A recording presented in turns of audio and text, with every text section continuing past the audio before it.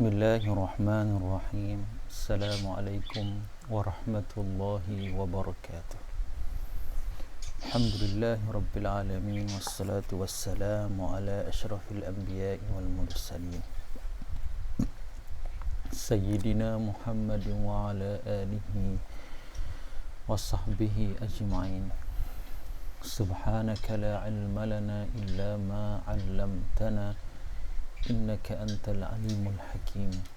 Wala hawla wala quwwata illa billahil aliyyil azim. InsyaAllah kita akan sambung kepada siri yang ke-8 pada hari ini. Setelah kita baca pada siri yang lepas berkenaan turunnya wahyu yang kedua dan terhentinya wahyu beberapa hari, dan Nabi SAW merasa sedih kerana wahyu terhenti. Dan kita telah huraikan berkenaan dengan tafsiran ayat yang kedua yang diwahyukan oleh malaikat Jibril alaihissalam dalam surah Muddathir ayat 1 hingga 7 yang kita telah baca dan telah terangkan berkenaan dengan isi kandungan yang menyuruh Nabi SAW supaya bangun untuk berdakwah, menyampaikan dakwah.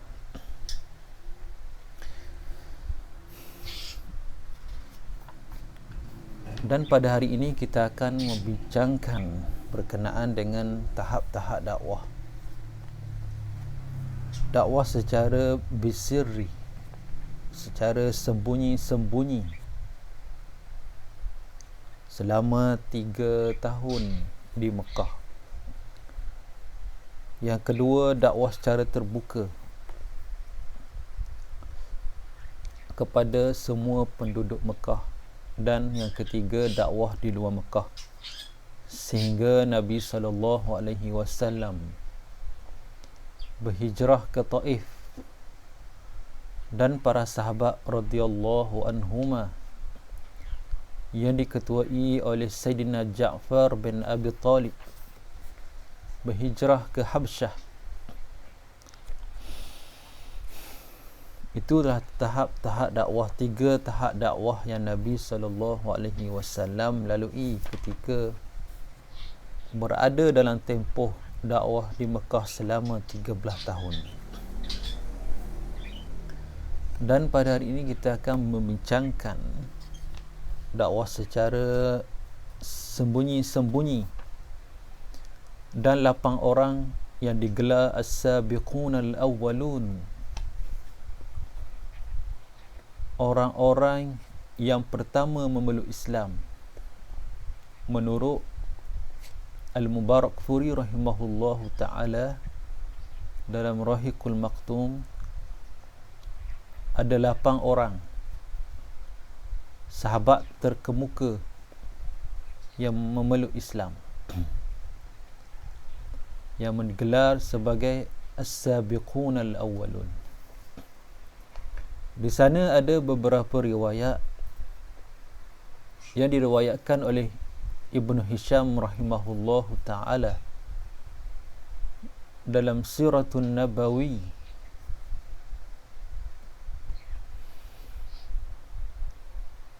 mereka, yakni ulama sirah, mengira bahawa orang yang pertama as-sabiqun al-awwalun lebih kurang 40 orang.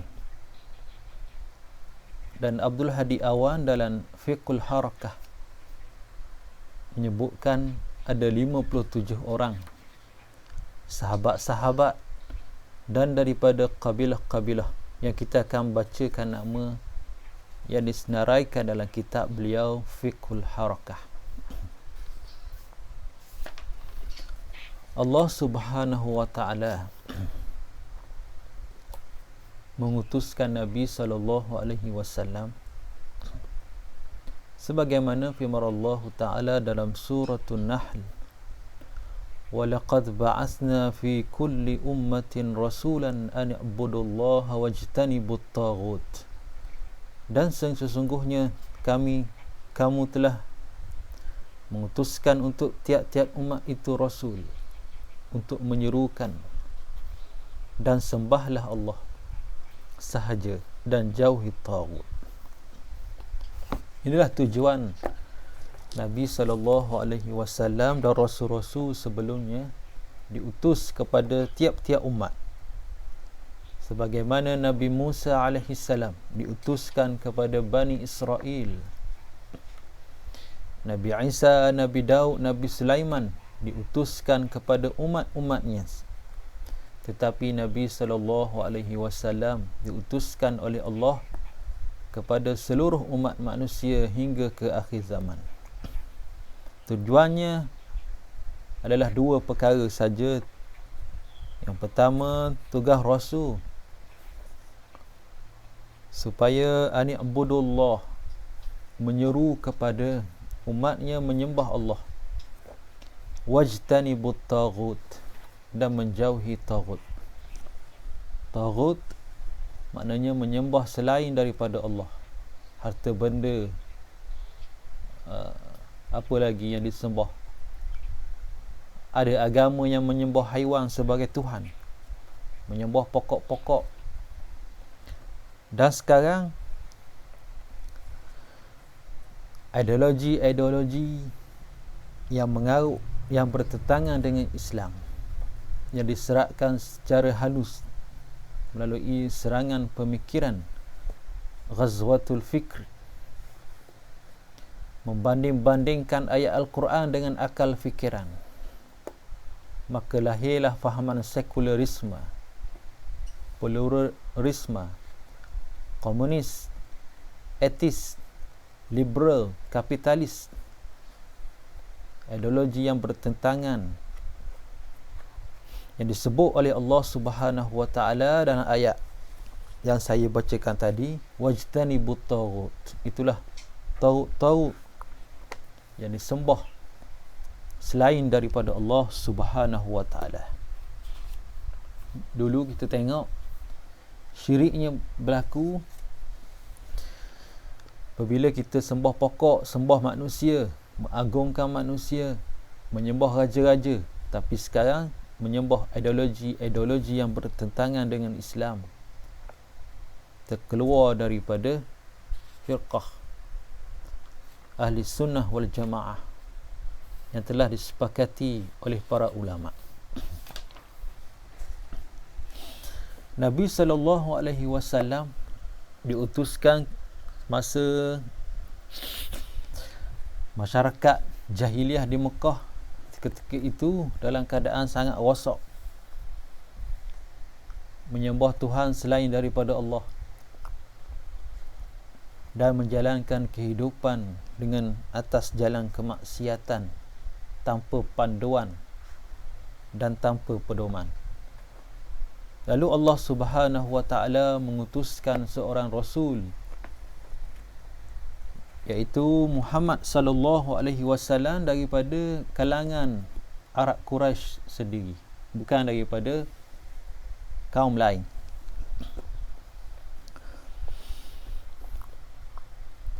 Allah Subhanahu wa taala mengajar Nabi ada beberapa tahap dakwah. Bukan dakwah secara terang-terangan dahulu, tetapi berdakwah secara sir, secara senyap-senyap kepada orang-orang yang terdekat dahulu. Tempoh dakwah Nabi yang disebut oleh Al-Mubarakfuri rahimahullahu ta'ala di Mekah selama 13 tahun. Dakwah secara sembunyi-sembunyi, secara senyap-senyap, berlaku selama 3 tahun. Yang kedua, berdakwah secara terbuka, yakni Nabi SAW panggil semua penduduk Mekah berkumpul di Bukit Safar, lalu Peristiwa ini berlaku pada tahun keempat kenabian. Maknanya tahun keempat. 3 tahun pertama Nabi diutus menjadi Rasul, dakwah secara sembunyi-sembunyi, senyap-senyap. Tahun keempat hingga tahun ke-10 dakwah secara terbuka. Nabi himpunkan orang dan Nabi memberi ucapan. Nanti kita akan baca kisah-kisah yang sangat menyayat hati sehingga ada para sahabat yang syahid, dan Nabi dan para sahabat umat Islam di Mekah pada tahun keempat hingga ke-10 kenabian di pulau, sehingga kan orang Islam nak pergi beli di pasar, nak melakukan urus niaga, tak ada orang nak jual makanan, sehingga kan mereka duduk di bukit-bukit, di celah-celah gunung di sekitar Mekah, kerana dipulau oleh masyarakat Arab Quraisy jahiliah musyrikin Mekah ketika itu. Bermula tahun akhir ke-10 kenabian hingga Nabi berhijrah ke Madinah, iaitu tahun ke-13 kenabian. Nabi SAW menyampaikan dakwah di luar daripada kota Mekah. Dan di waktu inilah berlaku beberapa perjanjian secara sulit, iaitu perjanjian Aqabah yang pertama dan perjanjian Aqabah yang kedua. Sehingga tibanya Nabi SAW diperintahkan oleh Allah berhijrah ke Madinatul Munawwarah.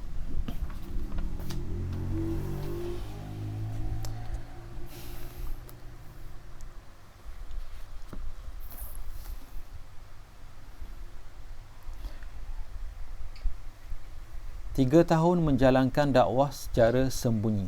Sebagaimana yang kita ketahui, Mekah merupakan pusat keagamaan. Orang luar mari berkumpul dan bertumpu di Mekah sebab di sana ada Kaabah. Mereka, orang Arab masa ni, menunaikan haji lagi. Haji tapi bertawaf dalam keadaan berbogel dan menyembelih sembelihan untuk dipersembahkan kepada berhala-berhala yang ada di sekitar Kaabah. Jadi Mekah adalah pusat keagamaan. Orang bertumpu di situ. Jadi Nabi tak boleh mari tiba-tiba pergi serbu lalu mengaku jadi Nabi. Tak boleh. Nabi kena buat secara dakwah secara bijaksana. Maknanya mencari orang yang terdekat dahulu, ajak orang-orang yang kenal Nabi, yang rapat dengan Nabi, kaum kerabat, sahabat-sahabat yang rapat dengan Nabi, yang kenal akhlak Nabi. Orang tu yang pertama, dan Nabi pergi berjumpa untuk memulakan dakwah Islam.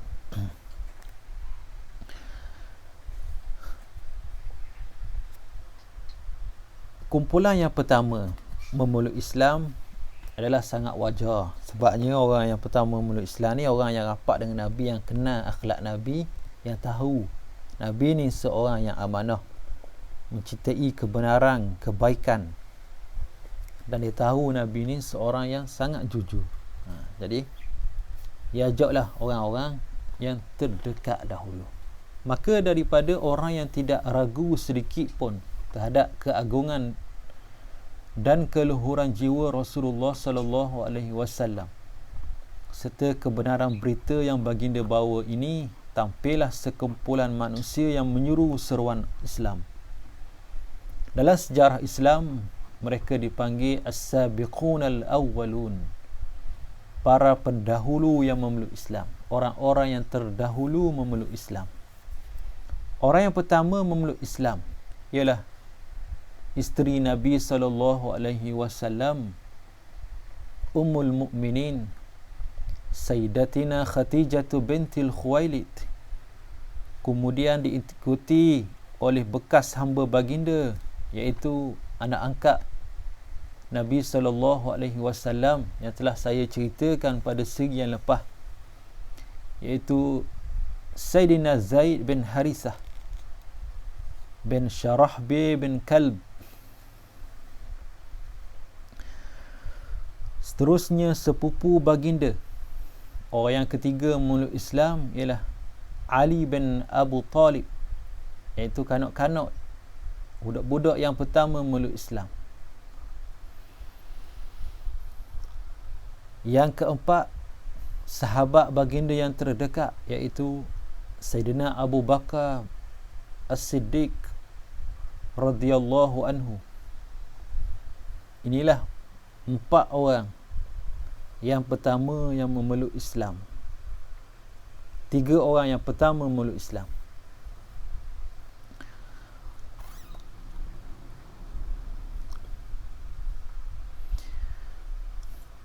Selepas Abu Bakar memeluk Islam, Abu Bakar ni seorang yang terkenal dengan seorang yang sangat lemah lembut, seorang yang murah hati, yang penyayang, berakhlak mulia dan sangat suka melakukan kebaikan. Maknanya Abu Bakar ni mempunyai personaliti yang sangat menarik. Dan Abu Bakar bila dia memeluk Islam, dia pergi jumpa dengan kawan-kawan terdekat. Kawan-kawan Abu Bakar ni semua bangsawan, semuanya orang-orang kaya belaka yang berkawan dengan Abu Bakar ni. Abu Bakar ni memang orang kaya. Dia pergi jumpa kawan-kawan bisnes dia, dia ajak memeluk Islam. Di antaranya ialah Sayyidina Uthman bin Affan radhiyallahu anhu, Az-Zubair bin Al-Awwam, Abdul Rahman bin Auf, Sa'ad bin Abu Waqqas dan Talhah bin Ubaidillah At-Taimi. Inilah 8 orang yang pertama yang memeluk Islam, yang disebut oleh Al-Mubarakfuri rahimahullahu ta'ala dalam Rahiqul Maktum. Selepas 8 orang tadi, menyusul pula Bilal bin Rabah Al-Habsyi, seorang hamba. Seterusnya Abu Ubaidah Amir Al-Jarrah daripada Bani Harith bin Fihir. Kemudian Abu Salamah bin Abdul Asad, Arqam bin Abi Al-Alqam Al-Makhzumi, Uthman bin Mahzun beserta 2 saudaranya, iaitu Qudamah dan Abdullah, Ubaidah bin Harith bin Abdul Muttalib bin Abdul Manaf, Sa'id bin Zaid Al-Udawi beserta isterinya Fatimah bintil Khattab Al-Udawiyah. Fatimah bintil Khattab ni ialah adik perempuan kepada Sayyidina Umar Al-Khattab radhiyallahu anhu. Khabbab bin Al-Arat, Abdullah bin Mas'ud dan lain-lainnya. Mereka semua dalam As-Sabiqun Al-Awwalun. Ibnu Hisham mengatakan bahawa ada lebih kurang 40 orang yang digelar sebagai As-Sabiqun Al-Awwalun, orang-orang yang pertama yang memeluk Islam. Dalam kitab Fiqh Al-Harakah karangan Abdul Hadi Awan menyenaraikan ada 57 orang As-Sabiqun Al-Awwalun.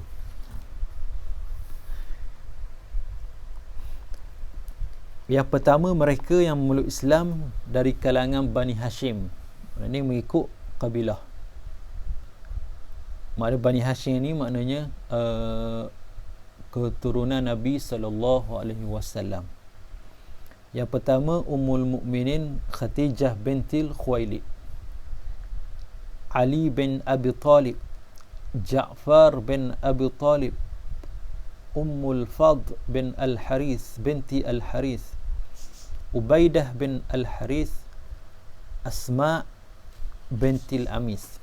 Yang kedua dari kalangan Bani Umayyah, iaitu Sayyidina Uthman bin Affan, Khalid bin Sa'id, Aminatu bintil Khalid, isteri kepada Khalid, Halib bin Al-Amru, Abdullah bin Jashn, Abu Ahmad bin Jashn, Fatimah, isteri kepada Abu Ahmad. Yang ketiga daripada kalangan Bani Makhzum, Abu Salamah bin Abdul Asad, Iyash bin Abi Rabi'ah, Amr bin Yasir, Asma, Yasir bin Amr, Sumayyah bin Khais bin Khiyas, Al-Arqam bin Abi Al-Arqam. Yang keempat di kalangan Bani Tamim, iaitu kalangan Abu Bakar As-Siddiq, Talhah bin Abdullah, Amir bin Fuhairah, hamba, dan Bilal bin Rabah, ini hamba yang dibebaskan oleh Abu Bakar As-Siddiq radhiyallahu anhu. Amir bin Furaihah, kita akan baca kisahnya dalam peristiwa hijrah, yang menjadi penunjuk Amir bin Furaihah ni, yang menjadi pengembala kambing yang menutup tapak kaki Abu Bakar dan Nabi SAW ketika berhijrah ke Madinah. Di kalangan Bani Adi, Sa'id bin Zaid, Fatimah bintil Khattab, Ammar bin Abi Rabi'ah, Nu'aim bin Abdullah, Al-Waqi' bin Abdullah, Khalid bin Bakir, Amir bin Al-Bakir, Iyash bin Al-Bakir. Ini 3 orang adik-beradik di kalangan Bani Adi. Bani Adi ni tokoh terkemuka Bani Adi, iaitu Sayyidina Umar Al-Khattab radhiyallahu anhu. Masa ni Sayyidina Umar tak masuk Islam lagi, tapi adik dia Fatimah bintil Khattab dan suaminya Sa'id bin Zaid telah masuk Islam masa ni. Yang keenam dari kalangan Bani Zahrah, Sa'ad bin Abi Waqqas, Abdurrahman bin Auf, ni orang kaya belaka ni, Amir bin Abi Waqqas, Abdullah bin Mas'ud, Al-Muttalib bin Azhar, Khabbad bin Al-Arat. Yang ketujuh dari kalangan Bani Syam, Khanis bin Khuzafah, Hafsah bin Umar, isteri Khanis. Yang ke-8 dari kalangan Bani Jam, Hatib bin Al-Harith, isteri Hatib Fatimah, Khattab bin Al-Harith, isteri Khattab Fukaihah, Al-Sa'i bin Uthman. Yang ke-9 dari kalangan Bani Asad, iaitu Az-Zubair bin Al-Awwam. Yang ke-10 dari kalangan Bani Amir, Abu Ubaidah Amir Al-Jahrah, seorang panglima tentera yang sangat terkenal. Sulaid bin Al-Mru. Yang ke-11 dari kabilah-kabilah yang lain, Muhib bin Sanan Ar-Rumi, Mas'ud bin Rabi'ah, Umar Muammar bin Habib, Amru Al-Abbash As-Salami, Zaid bin Harisah, Uthman bin Ma'zun, Qudamah bin Ma'zun, Abdullah bin Ma'zun, 3 beradik, dan isteri Abdullah iaitu Ramlah. Inilah 57 orang As-Sabiqun Al-Awwalun, orang yang pertama yang memeluk Islam. Ibnu Ishaq mengatakan, seterusnya semakin banyak orang memeluk Islam, sama ada lelaki maupun perempuan, sehingga Islam mula disebut-sebut di Mekah dan menjadi buah mulut penduduknya. Mereka semua memeluk Islam secara senyap-senyap, secara sembunyi-sembunyi. Rasulullah SAW mengumpul dan mengajar mereka agama Islam secara sembunyi-sembunyi di rumah Al-Arqam bin Abi Al-Arqam. Waktu itu wahyu turun sedikit demi sedikit, bahkan sempat berhenti turun setelah ayat awal suratul Muddathir. Ayat-ayat ataupun potongan surah yang turun pada masa ini merupakan ayat-ayat pendek yang indah dan menarik. Iramanya yang mengalun lembut dan memikat hati sangat sesuai dengan iklim yang lembut pada waktu itu. Maknanya ayat-ayat Al-Quran yang turun di Mekah kebanyakan daripada surah juz yang ke-30, iaitu juz Amma. Maknanya surah-surah yang pendek-pendek. Lepas tu kita tengok dalam juz yang ke-30 tu banyak ayat surah-surah Makkiyah, surah-surah yang diturunkan di Mekah. Kebanyakan surah-surah yang diturunkan di Mekah ni menceritakan berkenaan dengan akhlak, bercerita berkenaan dengan tauhid, keimanan. Itulah cerita-cerita yang menyentuh hati. Allah Subhanahu Wa Taala dak turun lagi ayat-ayat perintah, ayat suruh berpuasa, ayat suruh keluar zakat, dak lagi. Supaya menarik hati, dakwah secara peringkat demi peringkat, berdakwah secara hikmah. Salat secara sembunyi-sembunyi. Antara wahyu yang paling awal turun adalah perintah mengerjakan salat. Al-Muqatil bin Sulaiman mengatakan pada awal Islam, Allah mewajibkan salat 2 rakaat pada pagi hari dan 2 rakaat pada waktu petang. Sebagaimana firman Allah Ta'ala, wasabbih bihamdi rabbika bil ashiyyi wal ibkar, dan bertasbihlah dengan memuji Tuhanmu pada waktu pagi dan petang. Ibnu Hajar Al-Asqalani mengatakan adalah pasti bahawa sebelum peristiwa Isra' dan Mi'raj, Rasulullah sallallahu alaihi wasallam sudah biasa mengerjakan solat. Demikian pula sahabat-sahabat baginda. Namun begitu, yang masih diperselisihkan adalah adakah ada solat yang wajib sebelum diwajibkan solat 5 waktu. Ada yang mengatakan bahawa diwajibkan pada waktu itu sebelum Isra' dan Mi'raj ialah solat ketika sebelum naik matahari dan sebelum terbenam matahari. Maknanya masa itu ada dah tuntutan solat. Sebelum diwajibkan solat 50 waktu. Masa tu cara mengerjakan solat tak tahulah lagu mana. Tapi Allah Subhanahu Wa Taala ada memerintahkan dalam suratul Ghafir, wasabbih bihamdi rabbika bil ashiyyi wal ibkar, bertasbih dan memuji Tuhanmu pada waktu pagi dan petang. Maknanya solat 2 rakaat pada waktu pagi dan 2 rakaat pada waktu petang.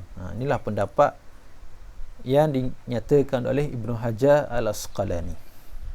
Harith bin Abu Usamah meriwayatkan daripada jalan Ibnu Luhai'ah secara mausul daripada Zaid bin Harithah bahawa pertama kali solat diwajibkan, Rasulullah sallallahu alaihi wasallam didatangi oleh Jibril, kemudian mengajar baginda berwuduk. Selesai berwuduk, baginda mencedok air lalu memecikkan ke kemaluan baginda. Ibnu Majah membawakan riwayat yang semakna dengan ini. Riwayat dengan makna yang sama juga dibawa oleh Barra bin Azib dan Ibnu Abbas. Dalam riwayat Ibnu Abbas ada tambahan, ia merupakan kewajipan solat yang pertama.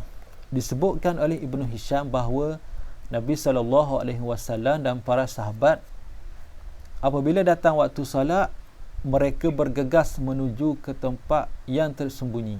Maknanya pergi cari tempat nusuk solat, cara nusuk senyap-senyap supaya orang musyrikin tak nampak. Kalau dia nampak, memang dia akan ambil tindakan lah. Memang dia sangat-sangat jahat masa tu. Maknanya orang Islam masa ni buat secara senyap-senyap, sangat membahayakan nyawa masa ni. Kalau ada kalau dia tahu, dia akan seksa dan dia akan bunuh. Tak kala berita solat sampai ke telinga Quraisy melalui pengamatan yang adil, maknanya katanya Al-Mubarakfuri, maknanya dia tengok jalur-jalur riwayat yang lain, dapat disimpulkan bahawa meskipun dakwah pada tahap ini dijalankan sembunyi-sembunyi dengan sasaran perseorangan, namun pelbagai berita tentang dakwah ini telah didengari oleh Quraisy. Walaupun buat senyap-senyap tapi bocor juga, tahu juga dia. Namun mereka tidak terlalu mempersoalkan. Ini adalah kerana pada awalnya Nabi Muhammad dianggap sama saja seperti orang yang mengamalkan suatu ajaran agama yang bercakap tentang ketuhanan beserta hak-haknya menurut pandangan dia, seperti yang dilakukan oleh Umayyah bin Abu Salut, Qus bin Saidah, Amru bin Nufai dan lainnya. Namun begitu lama kelamaan orang Quraisy mulai khawatir melihat Islam berkembang, dianuti banyak orang serta membentangkan pengaruhnya. Sejak itu mereka mula mengawasi setiap pergerakan dan dakwah Nabi. Mula-mula dia ingat Nabi Muhammad ni, dia tahu dah Muhammad ni memang mempunyai akhlak yang baik. Ingatkan Nabi ni nasihat, ceramah, maknanya gitulah, lebih kurang gitulah. Mana pada peringkat ni mereka dak tu lagi, dia dak ambil heran. Kata biarlah, ceramah-ceramah gitu je kot, bukannya seru agama mengaku jadi Nabi lagi apa benda. Jadi lama kelamaan dia tengok pengaruh Muhammad ni makin lama makin ramai, makin lama makin ramai. 3 tahun berlalu, dakwah secara sembunyi, senyap-senyap ni, buat pun secara sorok-sorok, nusuk-nusuk. Sepanjang tempoh ini terbentuk satu jemaah orang beriman yang saya bacakan nama tadi, lebih kurang Ibn Hisham sebut 40 orang dan Abdul Hadi Awan dalam Fiqh Al-Harakah ada 57 orang. Mereka mula menyampaikan risalah Islam. Selepas itu turunlah wahyu kepada Nabi SAW untuk menyampaikan dakwah secara terang-terangan kepada kaumnya, melawan kebatilan sekaligus menyerang berhala-berhala mereka. Wahyu yang seterusnya turun menyuruh Nabi SAW supaya berdakwah secara terang-terangan pula tadi. Sebagaimana firman Allah Ta'ala, wa anzir ashiratakal aqrabin, dan berilah peringatan kepada saudara-saudara terdekatmu, dalam surah Asy-Syu'ara ayat 214.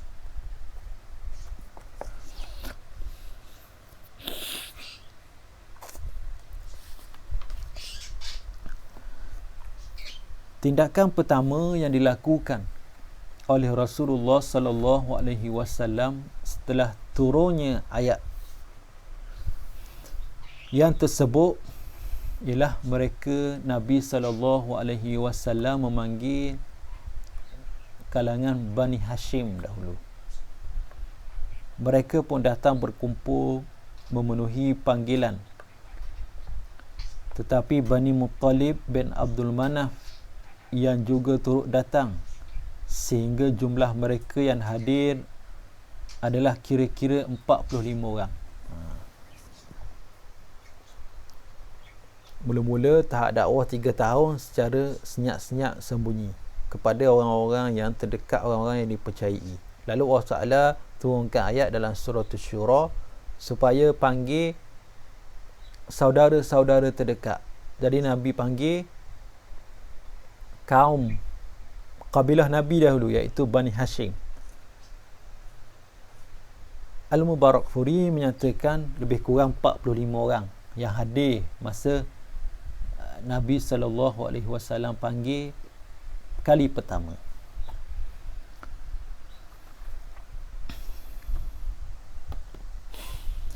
Sebelum Nabi SAW bercakap, Abu Lahab telah mendahului. Mereka kalangan Bani Muttalib adalah bapa-bapa saudara kamu dan juga sepupu-sepupumu. Abu Lahab cakap mula-mula. Abu Lahab ni pak saudara Nabi. Dia kata, ni mu panggil ni Muhammad, pak saudara-mu dan sepupu-sepupumu ni. Maka bercakaplah apa yang kamu mahu dan jangan bersikap macam kanak-kanak.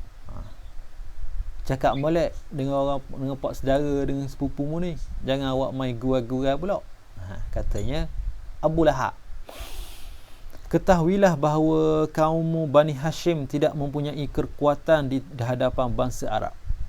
Aku orang yang paling berkewajipan untuk menegurmu, dan yang akan ada di belakangmu membelamu nanti hanyalah Bani ayahmu, yakni Bani Hashim.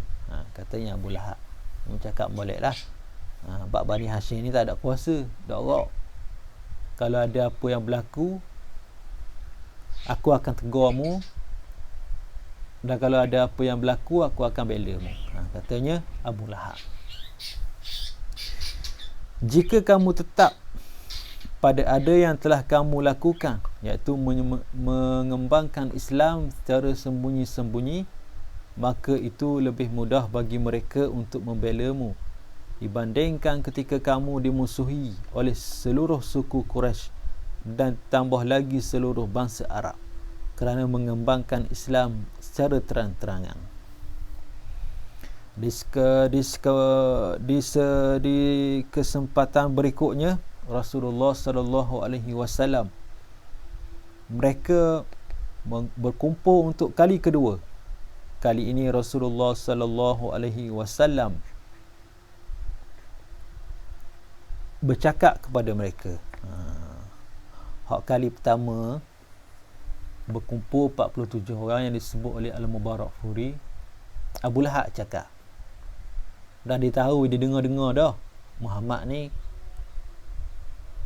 menyampaikan dakwah senyap-senyap, tapi kalau buat terang-terang, kita akan menentang. Di kesempatan yang berikutnya, Rasulullah mengundang mereka berkumpul untuk kali kedua. Ini untuk kaum keluarga saja. 2 kali panggil kaum keluarga.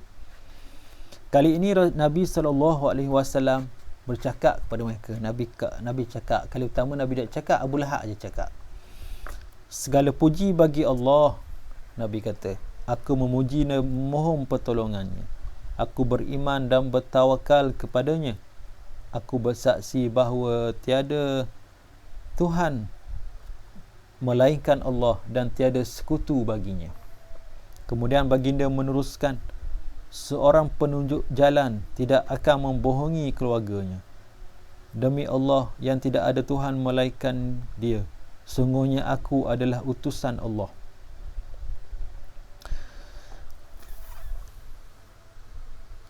Kepada kamu secara khusus dan kepada manusia secara umum, demi Allah, kamu pasti akan mati sebagaimana kamu tidur. Kamu pasti akan dibangkitkan seperti kamu bangun tidur. Kamu pasti dihisap atas apa yang kamu lakukan. Kesudahannya adalah syurga selamanya atau neraka selamanya. Nabi cakap mula-mula. Kali yang kedua Nabi bercakap di hadapan kaum Bani Hashim, kaum keluarga. Abu Talib membalas, kami gembira untuk menolongmu. Kami menerima nasihatmu dan kami sangat percaya kata-katamu. Inilah keluarga keturunan ayahmu telah berkumpul. Aku salah seorang antara mereka. Hanya akulah orang yang paling cepat melakukan apa yang kamu suka. Maka teruskanlah apa yang diperintahkan kepadamu. Demi Allah, aku akan sentiasa menjaga dan melindungimu. Namun sungguhnya jiwaku tetap tidak mengizinkanku untuk meninggalkan agama Abdul Muttalib. Bila Nabi khabar gitu cakap itu, Abu Talib kata, teruskan Muhammad. Kami percaya dengan kata-katamu. Aku percaya mu ni Muhammad adalah utusan Allah. Dan adanya dosa, adanya pahala, adanya balasan syurga, adanya balasan neraka. Aku percaya. Tapi Abu Talib kata, aku sayang nak tinggal agama Abdul Muttalib. Aku tak akan tinggal agama Abdul Muttalib, tapi aku percaya kamu dan aku akan bela kamu. Ini Abu Talib. Abu Lahab berkata, demi Allah, ini benar-benar buruk. Ambillah tindakan terhadapnya sebelum orang lain melakukannya. Abu Talib membalas, demi Allah, selama aku masih hidup, kami akan tetap melindunginya. Katanya kisah ini diceritakan oleh Al-Muhammad Al-Ghazali dalam Fiqhus Sirah.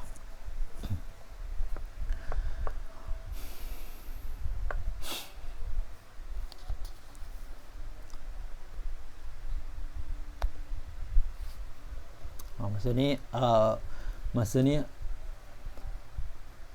Abu Lahab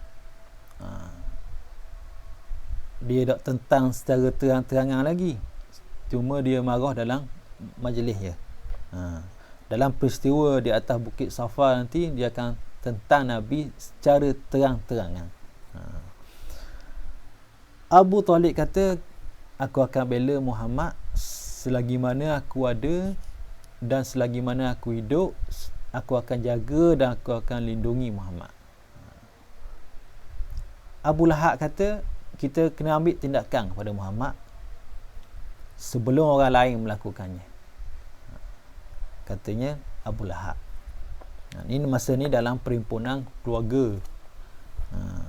2 kali Nabi SAW berjumpa dengan keluarga baginda daripada Bani Hashim dan Bani Abdul Muttalib.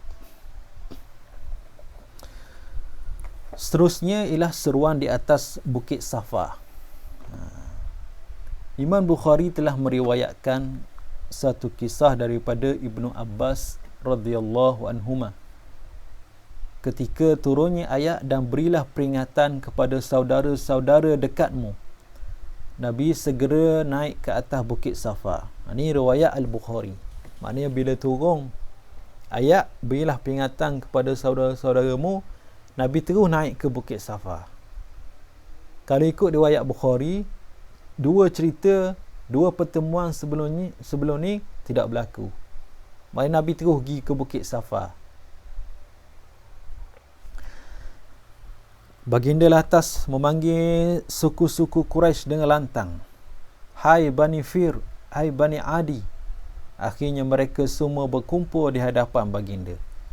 Jika ada yang berhalang untuk hadir, maka dia akan mengutuskan wakil untuk mengetahui apa yang terjadi. Abu Lahab dan para pembesar Quraisy turut hadir.